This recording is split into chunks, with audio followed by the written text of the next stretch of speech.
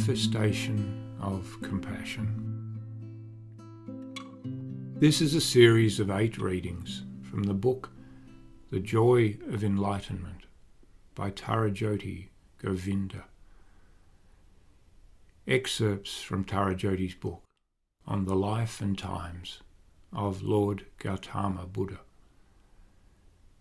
This first audio is an introduction.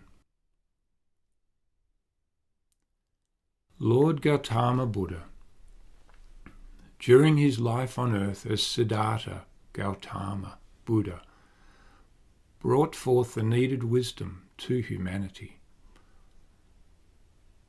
Gautama made Buddhism into a practical way of life and gave the teachings he discovered to a thirsting humanity with heart and compassion.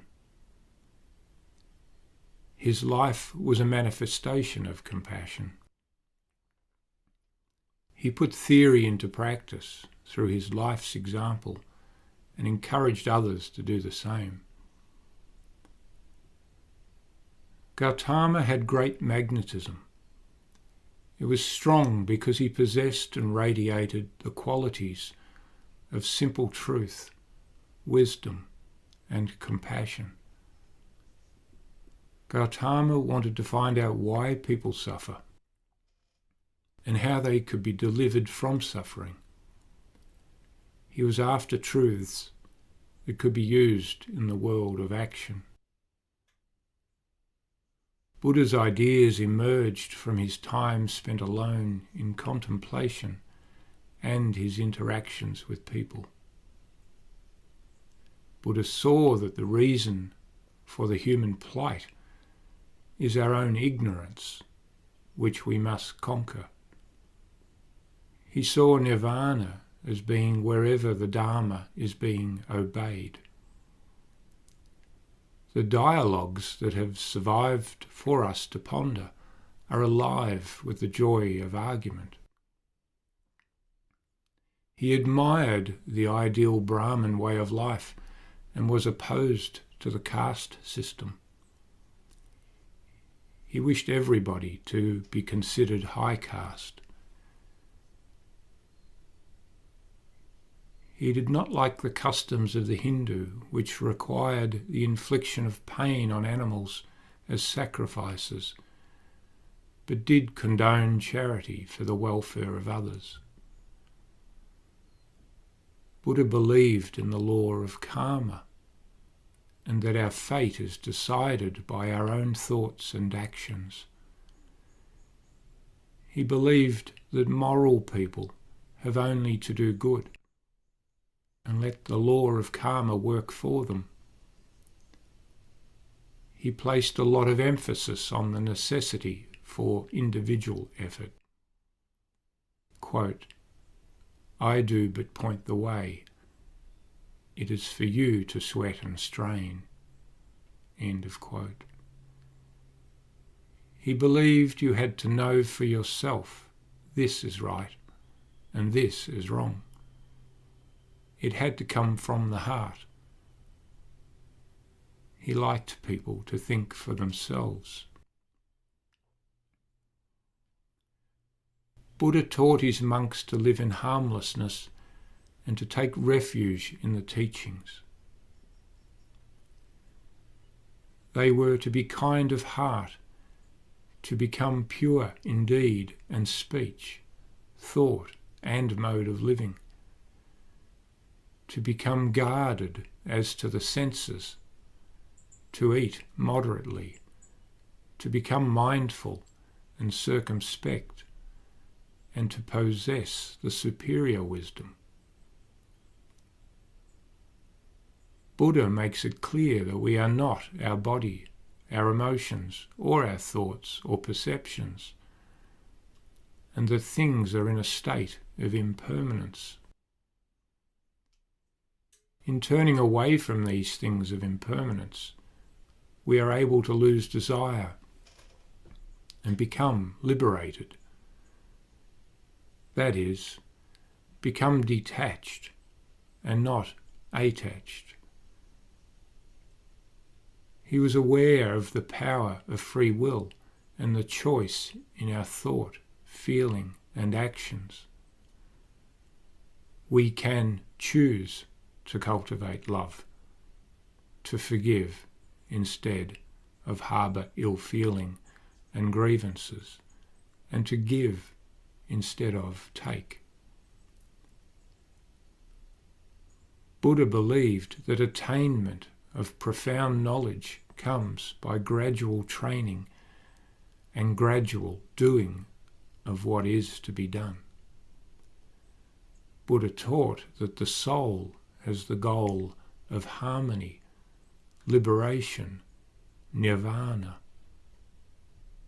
His teachings became known as the wheel of Dharma. His teachings in themselves were compelling, but when we add to it the welcoming, friendly, polite, plain-speaking Lord Gautama, we begin to see how his magnanimity was comparable only to that of Jesus, who could make people drop the tools of their trade to follow him. He gathered people wherever he went. Gautama's love for humanity and his awareness of a call beyond himself becomes evident as his tale unfolds. The stories of Gautama's birth were not recorded, but passed on by word of mouth for 2 centuries, and they grew and changed. Like many myths and legends, the content may vary from one version to another, and the truth is not always clear. Yet the essence of Gautama, his loving kindness and compassion, his love, wisdom, and insight comes through in many of the stories told.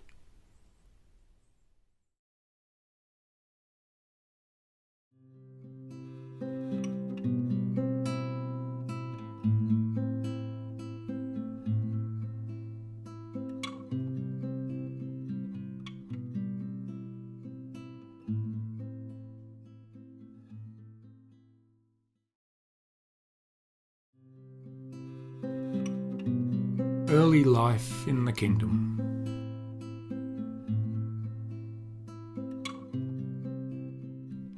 The Lord Buddha was born as the son of the king of the Sakyas.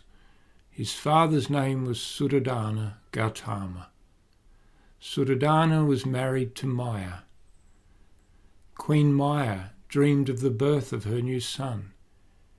It was a unique dream which told the holy men a great event was to occur.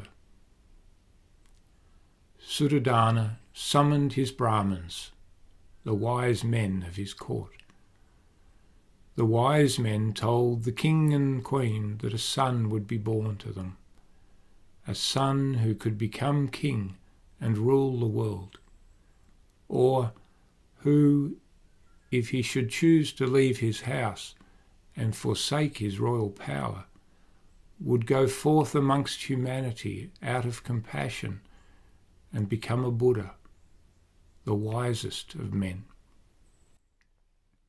King Suddhodana gave his son the name Siddhartha Gautama, meaning the victorious one.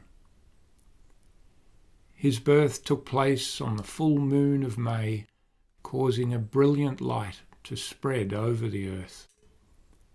An infinite and splendid radiance permeated all. Queen Maya died when Siddhartha was 7 days old, and Siddhartha was brought up by his aunt, Prajapati. Prajapati became Suddhodana's second wife, and she loved Siddhartha as if he were her own. King Suddhodana doted on Siddhartha. Suddhodana himself was said to be industrious, conscious, and just, and trained Siddhartha to be a competent man of affairs like himself. Siddhartha sat in the judgment hall, where there was an endless procession of worldly and selfish argument, about which Siddhartha learned to pronounce law judgments to his father's and onlookers' delight. They called him a seer. Buddha also practiced knightly skills, such as horsemanship and archery, chariot racing and wrestling, jousting and lance throwing. Yet he had no heart for winning or wrestling. He detested hunting and eventually gave up athletic sports. He did not like to inflict the pain of losing upon his opponent and would rather purposely miss the mark. One day when he was hunting, a flight of swans streamed across the sky. Siddhartha's cousin Devadatta sent forth an arrow which caught the lead swan on the wing. Siddhartha heard the swan fall and came forward to help it.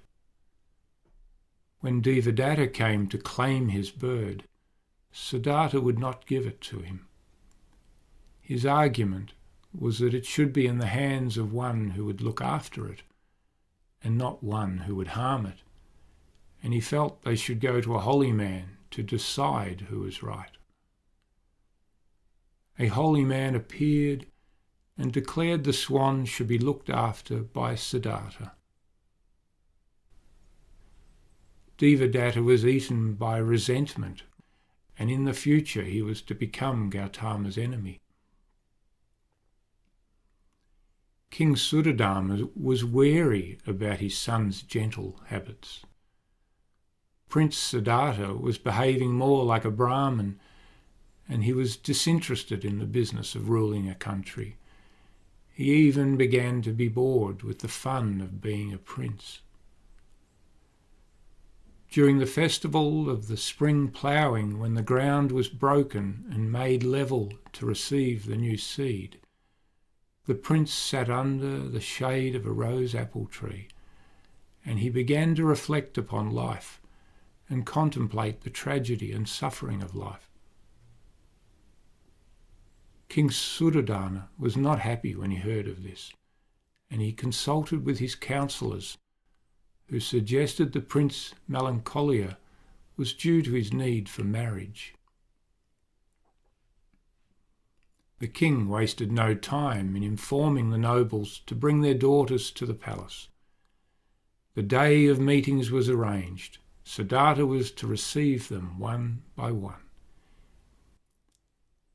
He had beside him a tray of lapis lazuli, gold and silver, given to him by the king to give to the girls he most admired. Counsellors were in the room noting anything that might indicate his interest had been captured. But Siddhartha was courteous to every girl and handed jewels to each of them. When all the jewels were gone and all the girls had been introduced, the prince rose to depart. Yasodhara entered. She approached Siddhartha. The tray was empty, but he took off his own ring and gave it to her, and then all of his jewels and his necklace he gave to Yasodhara.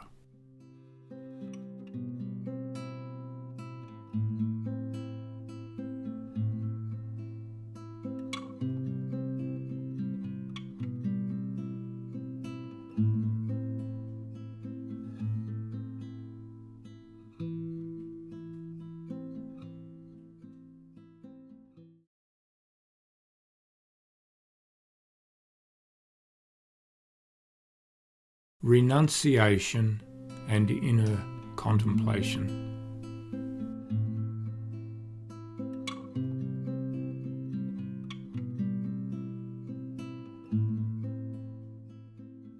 Siddhartha met Yasodhara when he was 16 years old, and they fell in love. Yasodhara was the daughter of King Buddha, who reigned over the collier race. She was the same age as Prince Siddhartha. Years later, Gautama explained to his disciples the reason for their swift delight in each other was that Yasodhara had been his wife in countless lifetimes past. Gautama's father was still worried about his son's sense of compassion. His fear was that Siddhartha would one day leave. He went to great trouble to build great palaces to keep Siddhartha occupied. King Suddhodana also made a rule that there were to be no old people and no sick or dying people within the palaces, in case this stimulated the young prince's compassion. Eventually, the prince tired of the palaces, and the king decided to build another. The land he had set aside for it meant that Siddhartha would need to go through the town. On these journeys, Siddhartha noticed an old man in the crowd and learned about the existence of old age. The second time he came across a diseased man and learned there was disease. And on the third attempt, he came across a funeral procession carrying a dead man. He discovered that there was death. A fourth time, he saw a bald-headed man in a rough robe. The man had peace with him. When he inquired, "Who is that?" it was explained, he is a monk who has gone forth from his home to lead a simple religious life, to find peace of mind through good actions, harmlessness, and kindness to all creatures. Siddhartha had seen the truth of mortal life, old age, sickness and death, neglect, poverty, suffering and grief. Yet he also glimpsed a man who seemed to have found a way of salvation. Siddhartha could stay in the palace no more. The solution was clear to Siddhartha. He must renounce his possessions, leave his home, go forth into the world penniless, and seek the divine secret he had sensed in the presence of the monk. Then he would find a way of teaching it to others. Siddhartha realized the degree of deception that had surrounded his life. He went to inform his father of his decision to leave. The king begged him to stay. Suddhodana placed men around the palace to prevent this. His every movement was watched. This guarding by his foster mother and father was not what held him there. What held him was his love for his wife, Yasodhara. Yasodhara was going to give birth by the time of the full moon. She was extremely happy and in her 29th year. Siddhartha could not bear the thought of leaving her.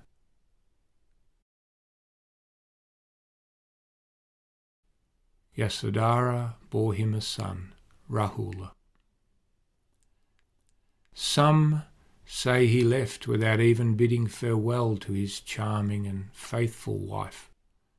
Others say they discussed it, and she begged him not to go.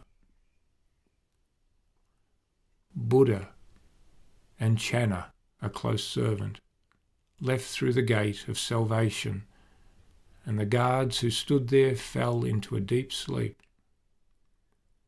The gates swung open silently, and Siddhartha passed outside. Siddhartha, Gautama, was motivated by compassion for humanity. He left home determined to think through the enigma of human suffering, that he might point a way out of it.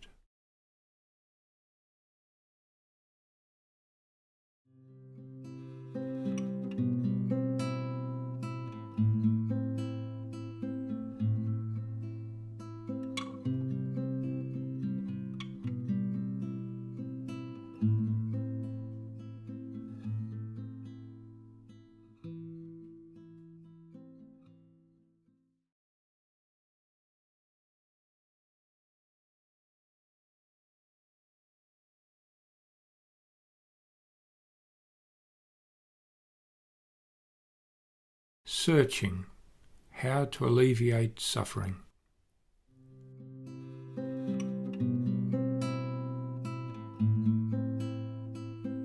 When Siddhartha had travelled 49 miles, he stopped at the bank of the river.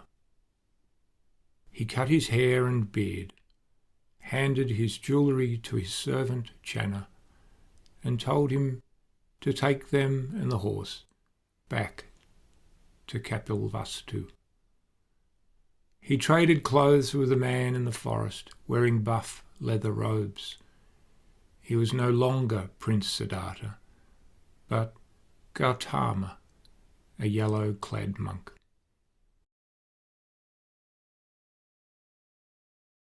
As he travelled, he came across a herdsman herding sheep. One of the ewes was having a hard time because she had 2 lambs, one that was wounded in the leg and kept lagging behind, and another who kept bounding forward. Gautama picked her up and slung her across his neck, pacing alongside the ewe. He asked the herdsman where he was going. The man replied that he was taking the sheep to the court of King Bimbisara, where they would be killed as a sacrifice to the gods. Gautama went with the herdsman to the great hall of sacrifice, where the king stood with his Brahmins beside a sacrificial stone which streamed with the blood of the victims. Gautama, roughly clothed as he was, used his royal voice and gesture. The crowd listened. He spoke of tenderness, of the miracle of life, which none can give, though it may so easily be taken away. He told the king that if he would sacrifice to the gods his sinful desires, instead of helpless lambs, it would make a better man of him. The Brahmins looked ashamed, and the king gave orders that the sacrifice should cease. Gautama left the hall of sacrifice and began to beg his food from door to door. He found the food detestable compared to what he was used to, but he knew it would help him towards his goal, so he ate. He discovered caves in the hills of the mountains where many, having left their homes, lived as holy men. He came to the mountains in search of a spiritual teacher. Gautama found different teachers and learned from several. For a time he was with Udraka, and 5 of Udraka's followers chose instead to follow Gautama, hoping that one day he would have his own doctrine to share with them. His life amongst the ascetics taught him much. He spent years in the hope of making himself free of passion and to rekindle the fire of supreme knowledge. He sat and did this with his 5 companions. He lived on berries and weeds, and sometimes the townsmen would bring him food. He tried starving himself and became extremely thin. One day he reached the point where he was starving to death. He questioned himself, trying to conquer suffering while suffering acutely.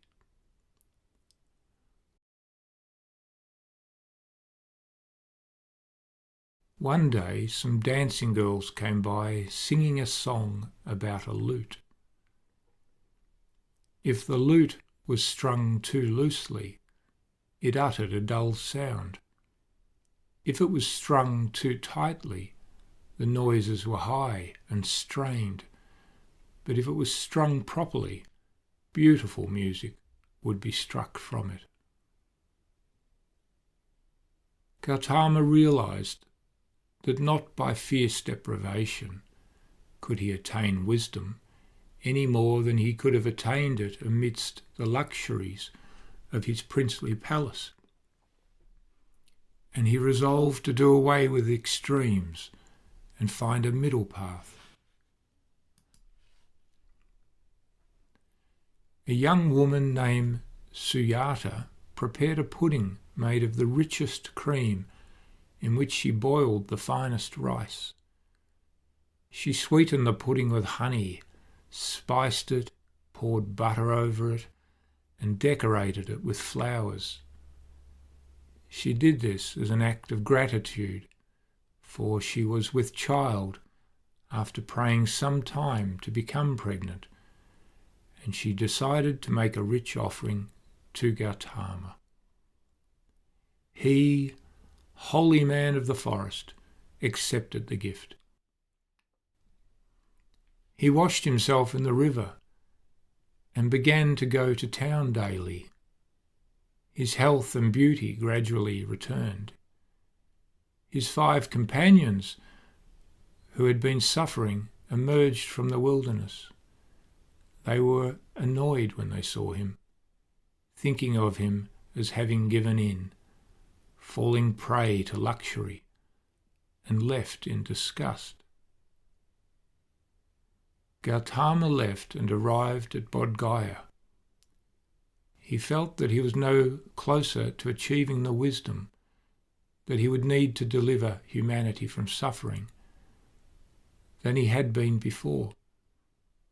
He had indeed come a long way using his power of reason, but there was more to do. He sat under a Bodhi tree and vowed not to stir until he had attained the supreme and absolute wisdom. He went into a trance, past the realm of conscious reason, into what lies beyond thought.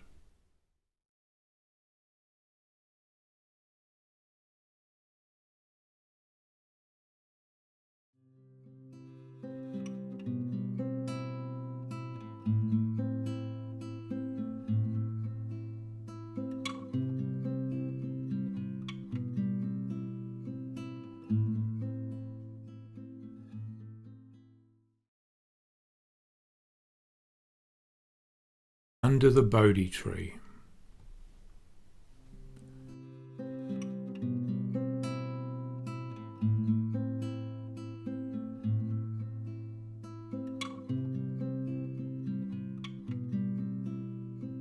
Mara, the evil one, the tempter, the lord of luxury, passions and lust, had earlier ruled the life of Gautama, using King Suddhodana as his tool.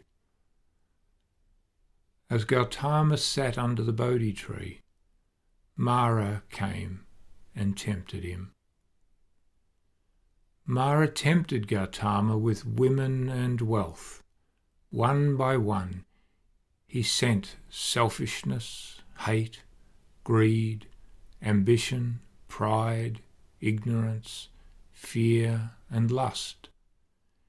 He sent thunder, lightning and fire, boulders and lava from the mountains of the earth, and streaking monsters.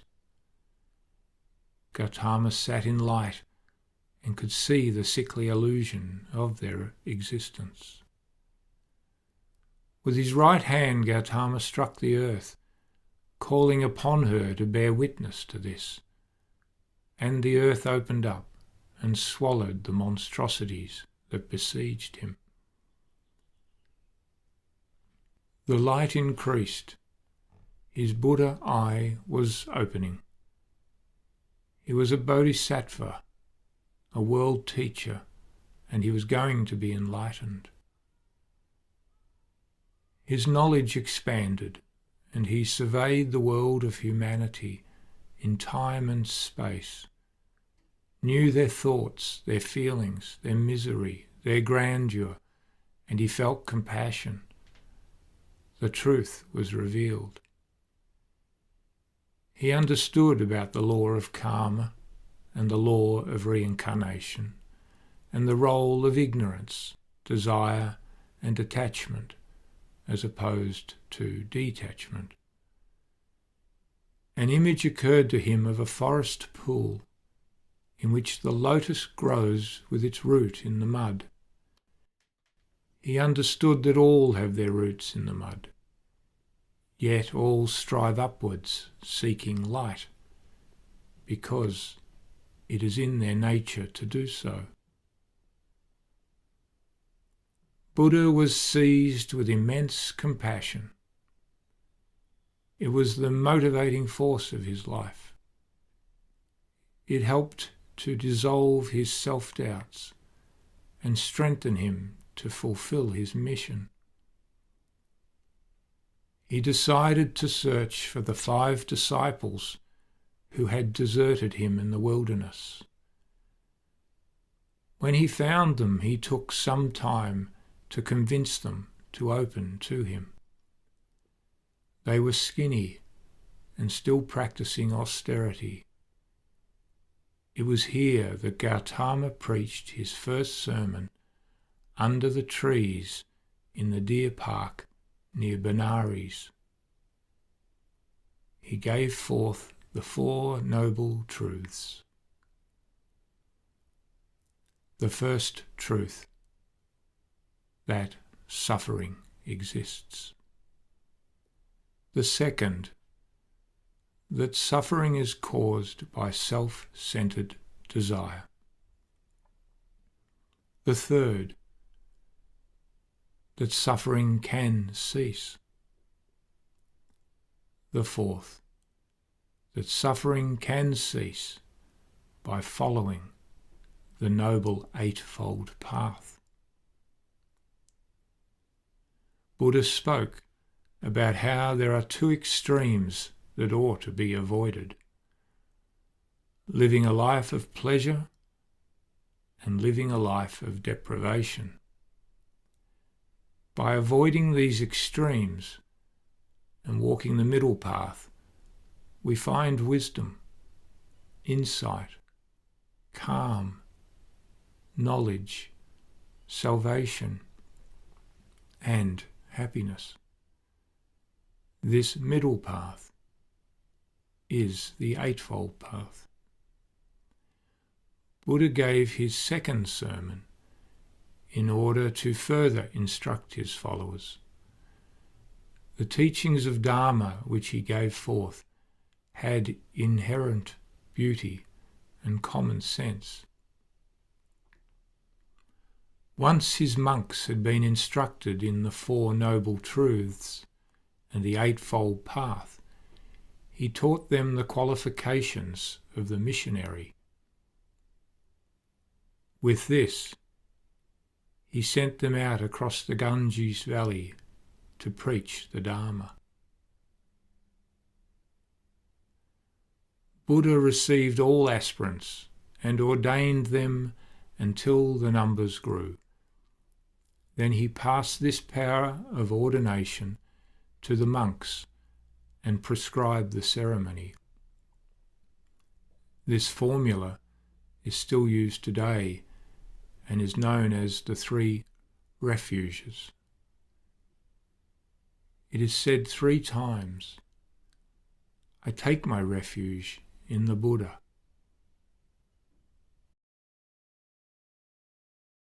I take my refuge in the Dharma.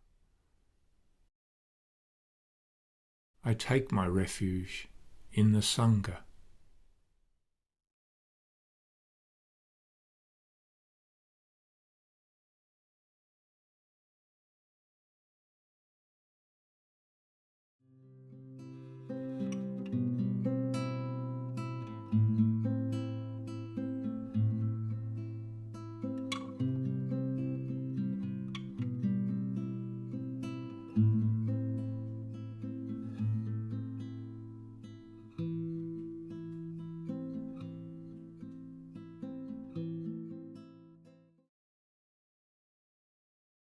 A return.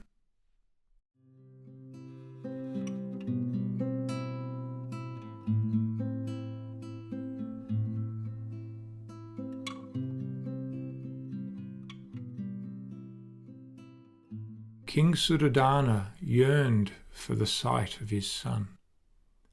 His people, the Sakyas, had not seen Gautama for many years, and the king sent messengers to invite Buddha home. 9 times he lost those messengers to the Sangha. Then Suddhodana sent a childhood playmate of Siddhartha called Udayan the Black.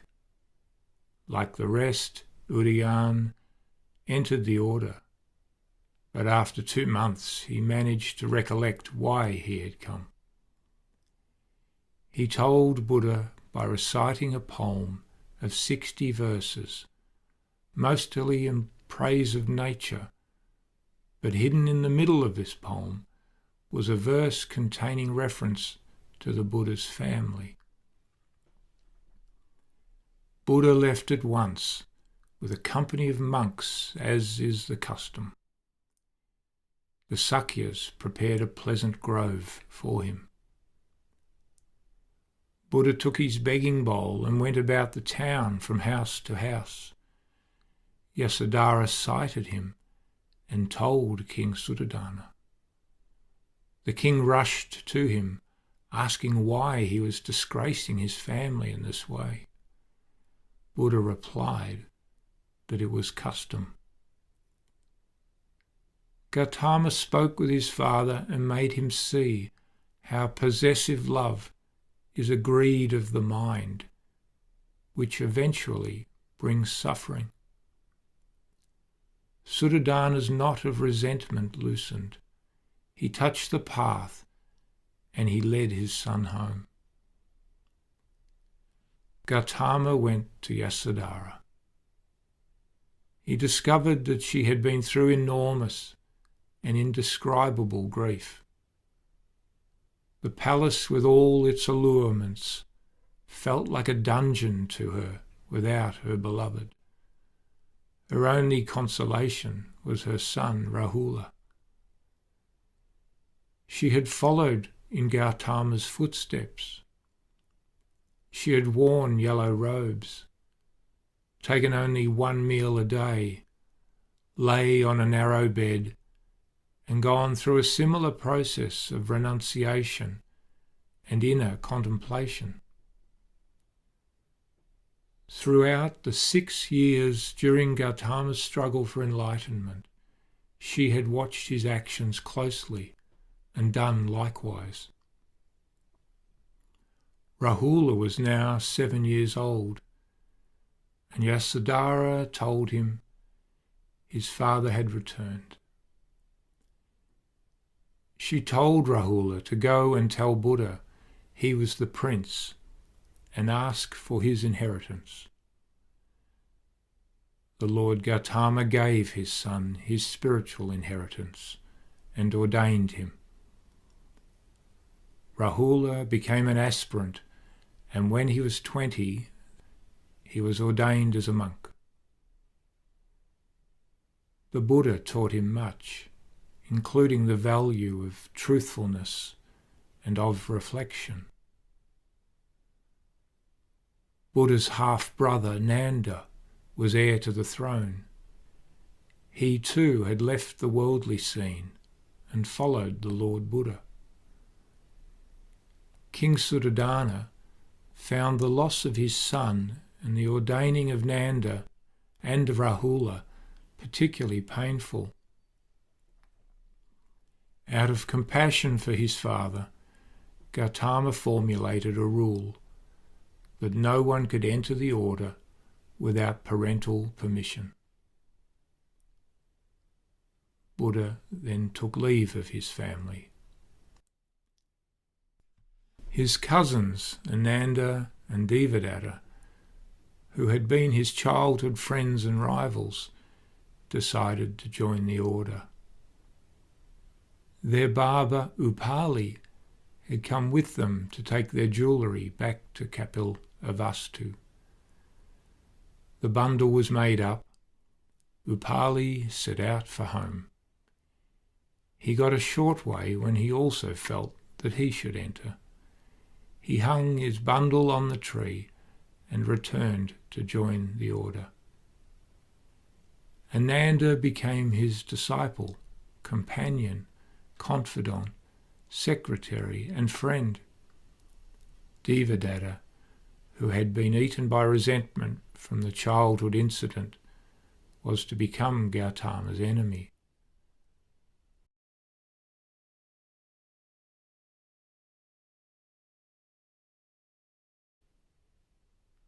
For a good part of each year, Buddha was on the road, preaching and teaching across the Ganges Valley, passing through villages and towns.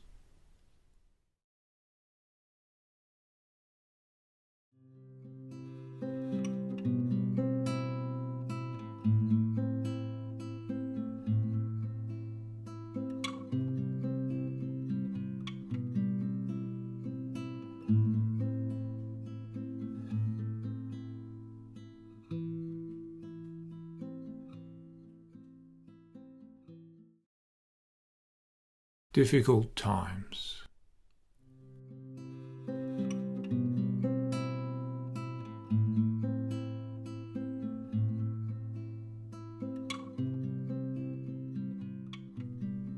Buddha gave of his heart and mind to his monks of the Sangha.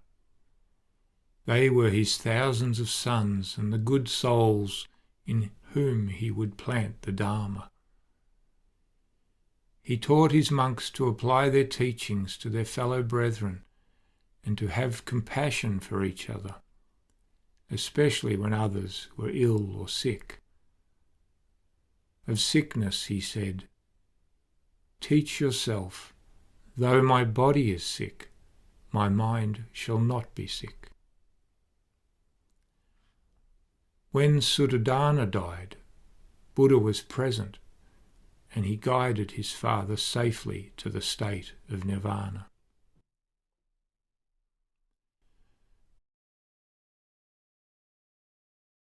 Amongst the Sangha there were sometimes squabbles and some dissension about what Buddha's followers would or wouldn't do. He often tried to restore harmony and at times got tired of this and went off into the forest, spending months in deep meditation. During this time, the monks would calm their passions and ask for forgiveness, which Buddha would gladly give. Devadatta, who had been Buddha's rival from early youth, had joined the Sangha at 39 years of age. He spent 33 years peacefully at work on right concentration. Devadatta was caught up with the use of iddhi, that today we call psychism. In time, Devadatta became conceited and felt he should lead the Sangha instead of his cousin Gautama. The power of the iddhi left him as this thought took shape and began to overpower him. Buddha knew of Devadatta's evil wishes and told that they would be shortly revealed. When Buddha was 72 years of age, Devadatta suggested he should retire and let him be the leader. Buddha commanded a close and devoted monk to let it be known that Devadatta was once a good monk, but he was no longer, and that whatever he said or did, it was not in accordance with the Sangha. This aggravated Devadatta, who then incited Prince Ajatasattu to kill his father, King Bimbisara, and told that he would kill Gautama and become the Buddha. Prince Ajatasattu was searched and found the dagger he had intended to use. He was taken before his father the king, who asked him, "Why did you want to kill me, son?" "Because I wanted the kingdom." "Ah, you want the kingdom, then take it." King Bimbisara abdicated his position, leaving all his troubles in the lap of his son. Because he obtained the kingdom in this way, it confirmed Ajatasatru's opinion that Devadatta knew exactly what he was talking about, and gave Devadatta a troop of men to assassinate Buddha. Buddha was visiting a different town, and Devadatta knew the path by which he would return. 31 men were stationed and armed with swords, shields, bows and arrows. But the assassins, upon sight of Buddha, were moved to listen to him, and instead became part of the Sangha. Devadatta then occupied himself with plots against Buddha's life. One such attempt was to let an angry elephant loose in Buddha's path. As the elephant charged down the street emitting angry noises, Buddha sent his love towards the excited animal, and it calmed down and stood still to be stroked.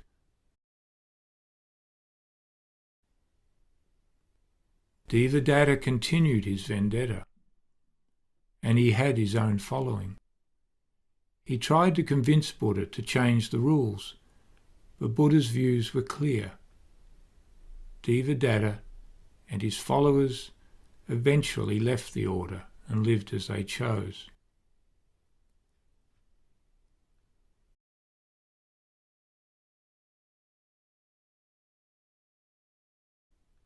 Buddha lived to see his tribe, the Sakyas, wiped out by the Kosalas.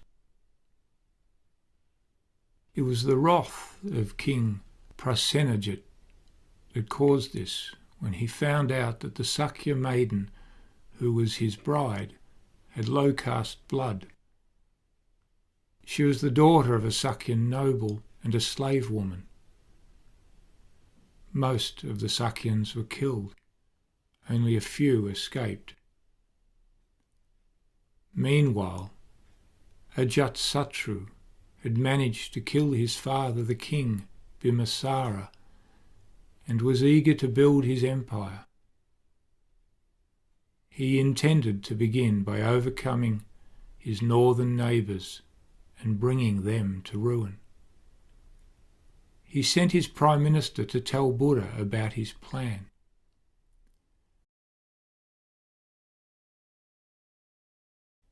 Gautama Buddha travelled north after this interview to Patna, in the land of the Vajjas.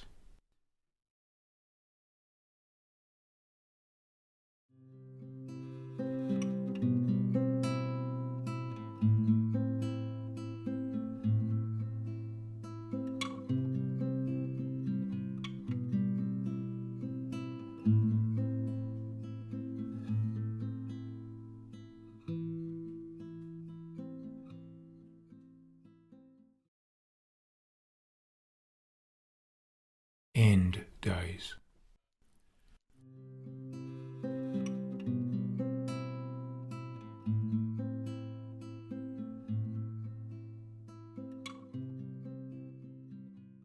Buddha arrived in the capital and took up residence in a beautiful grove.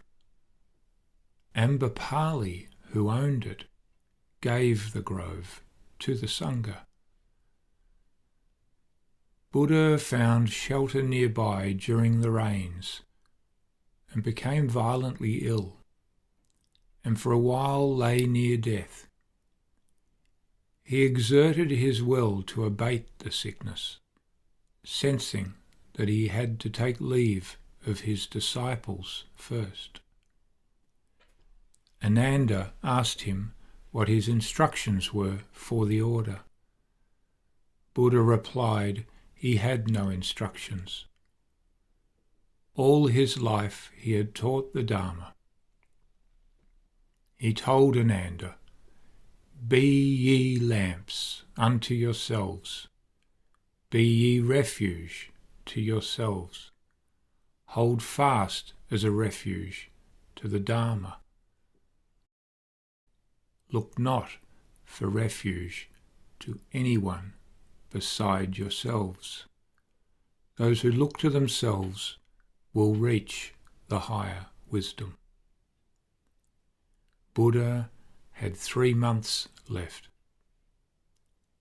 In February 483 BC, he gave discourses suggesting that the monks kept watch on their own heart, share and persevere in kindness of action, speech and thought. He taught them how to discern false doctrine. He suggested that when people say, "The Blessed One says this, and this is the truth," what has been said should be placed beside the Dharma and the doctrines and the rules and compared. If it doesn't fit, they will know that the Blessed One did not say it. It is not the truth, and the teaching has been wrongly grasped by that brother. Buddha was approaching his death. He gave specific instructions for his body to be wrapped in new cloth and then in cotton wool, and to be placed in a coffin of iron and burned on a pyre. The coffin was then to be placed in a cairn at a crossroad where people would pass by and leave flowers remembering him and his Dharma. Buddha sent his disciple Ananda to the head men of the Kusinara to tell them he was dying. People by the hundreds came to pay their respects to the dying Buddha. He called Ananda close and said, "It may be that some think the word of Master is ended. We have no teacher any more, but this is not so. The Dharma is there, and the rules. They are your teacher." Gautama told them about his successor Maitreya, who, when it is time for another Buddha age to begin, will arise in the world. Of him, Buddha is reported to have said, "He is endowed with knowledge and right conduct, a knower of the worlds, incomparable, a teacher of gods and humanity, and he will proclaim and make known the doctrine, which will make known the laws and way of the heart." Then the Buddha is reported to have said, "Brethren, anything that has a beginning must have an end. Work out your salvation with diligence."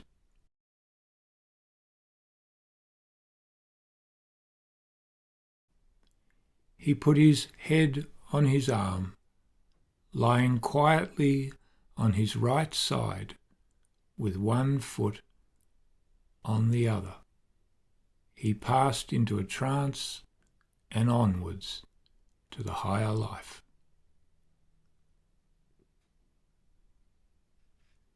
Siddhartha Gautama's calling had taken him from his family to the forest in order to achieve a higher understanding for a higher purpose.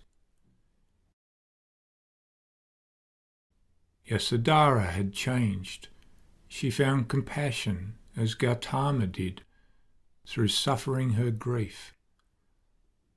She went through it all with Gautama, and many women began to follow her, like the monks followed him. The monks and nuns were then sent out to do as the Buddha did, to attract people and spread the wisdom. Compassion can touch all beings who have open hearts. It creates an avenue to the heart for the love and light to enter. Through the Lord Buddha and the example of his life as Gautama, we see the value of love and truth and the power of what it is to be good and loving. We see the value of light and wisdom. When love is true, it goes straight to the heart of the other and helps the other to come to love. Yasodhara knew this, and she gave this love to the Lord Buddha. Through her enormous grief in that life, her heart opened to greater love and compassion. This enabled Gautama to find what he was looking for. Through Gautama and Yasodhara, these great souls and their compassion, the great wisdom could come to earth, and it is these great souls who, together with Maitreya, will bring forth the teaching and doctrine of the heart.